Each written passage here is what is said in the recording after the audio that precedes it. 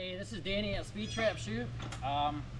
It's a long-awaited video. We did a ton of field testing with the Ferris Z3X here. We did a 61 all last summer. We were building out these kits. And this video is not really about our chutes. It's more about our take on the mower. You know, we're unique and we spend a lot of time field testing on all these different brand mowers, and we get to know the ins and outs of them, what they do well, what they don't do so well, and you know how they stack up against competition in certain areas. The truth is, there's no perfect mower. This will do one thing well, another mower does another thing well. So it just depends on what's important to you at your point in your career, and what's available for dealerships around for service and everything else. But we've spent, our main mower now is the Grandstand. We run a 60, and we also have a Skag V-Ride we built off of. But we spent a lot of time last summer on this, and the things that I really like about this, I call this the contractor's mower. It's not the perfect mower by any means, but me in my mid-40s, we have concerns about fatigue and long-term use in the field and wear and tear on the body. And this has been the most user-friendly for us throughout all the other mowers we've used. So ergonomically, I really like this mower. It doesn't beat you up. It's got a nice pad that you can really anchor into when you're on the hills, and not every mower has that, but these are actually very usable the way they made these, and you don't know that until you're on a hard incline trying to hold your line. So but then the other side of ergonomics I like are the controls. These are really easy on the wrist, so when you spend all day in the field, 10 or 12 hours, whatever it is, and you're holding lines all day long, the fatigue on your wrists over the course of time, the Ferris, they're very easy and they don't fatigue you that way. So you get on the Skag, the Skag's built like a tank, but those push like a tank, and the Grandstand's a little bit more firm than these are too. But we haven't run any standard that is so easy on the wrist, so that's something that we were concerned about for our operators, is fatigue.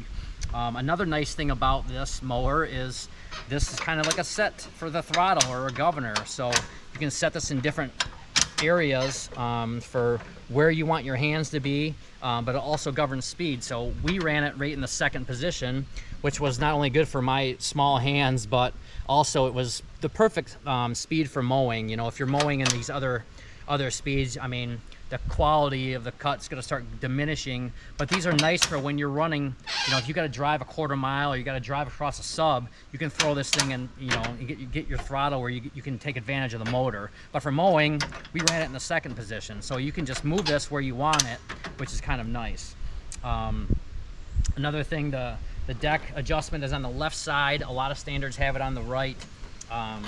You just got to keep these greased. So that's ergonomically what we really liked about this mower. Nice suspension. Also, while we're on that, the deck itself pivots independently, so what you can get away with certain things on this mower that you can't get away with, like on a Grandstand or on a laser rider or something. Like if you're cutting an off camber 2-track that's that a truck has went down for years, but you got to cut the center for the grass. You can get away with it on this without scalping the turf and not screwing everything up, because that deck will move side to side.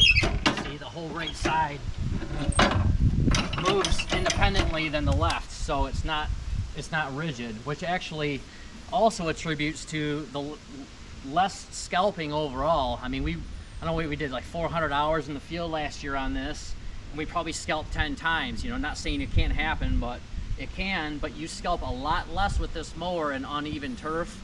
It's actually pretty incredible with how it all works once you get it in the field and you start using it. Another thing I want to talk about on this with the Vanguard was fuel efficiency. We found it was a lot better than like a 28 horse 801 or 25, 27, 801, whatever they are. We actually burnt less fuel with this, and we had more constant power, so really like that. Also, the oil changes on this particular, it's not really Ferris, but just the system on Vanguard itself, 500 hour oil changes, which we did I think like 300, but the process is super simple. The filter's right on top, and then the drain pulls out. Super user friendly to do your oil changes on these, and hard to screw up. So there's a lot of grease zerks on this. Every spindle has one, and then all the different suspension points and whatnot as well. So a little bit more maintenance to keep up on than like a laser or a grandstand, for instance. Another thing, if you get this thing buried, the hydros disconnect really easy. They're in a real easy spot. Drop your parking brake and then just pull these out right here. And these are out and you're ready to rock. So it's super easy to do on the fly. You're not taking any fan covers off. You're not doing anything else. Just boom, and you're rocking. You're moving this thing around. So that's our take on that as well. And the last thing I want to talk about is the cut quality on this. These cut very well in wet grass due to the cutaway. So it spreads out a lot thinner. It doesn't clump up like a compact Toro X-Mark. Kind of similar to a Skaggs discharge because it has more room. The other thing is it cuts and just kicks, so it does not, it's not constantly lifting and not plugging the deck up all the time. So it's kind of a benefit. However, it's not the answer for every yard.